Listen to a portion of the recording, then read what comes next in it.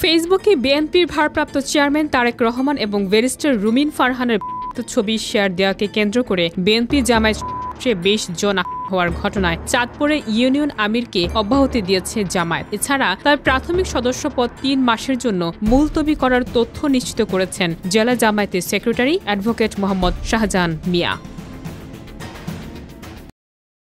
জানা যায়, চাঁদপুরের হাজীগঞ্জ উপজেলার গন্ধব্যপুর উত্তর ইউনিয়ন জামায়াতের আমির হাফেজ মোহাম্মদ ইলিয়াস হোসেন তার ব্যক্তিগত ফেসবুক আইডিতে বিএনপির ভারপ্রাপ্ত চেয়ারম্যান তারেক রহমান এবং কেন্দ্রীয় কমিটির আন্তর্জাতিক বিষয়ক সহ সম্পাদক ব্যারিস্টার রুমিন ফারহানের ছবি শেয়ার করেন। এর জেরে খসের ঘটনা ঘটলে তাকে পদ থেকে অব্যাহতি দেওয়া হয়।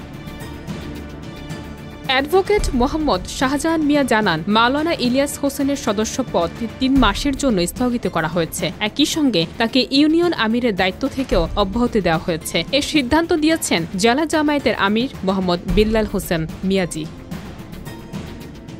বিষয়টি জানার পর ইলিয়াস হোসেন দুঃখ প্রকাশ করেছেন। তিনি বলেন, শুক্রবার সকালে বসে সমাধানের কথা ছিল, কিন্তু তার আগেই জামায়াতের নেতাকর্মীদের উপর হয়। ইউনিয়ন সভাপতির দুঃখ প্রকাশ ও ক্ষমা চাওয়ার পরও এই হামলা অত্যন্ত দুঃখজনক।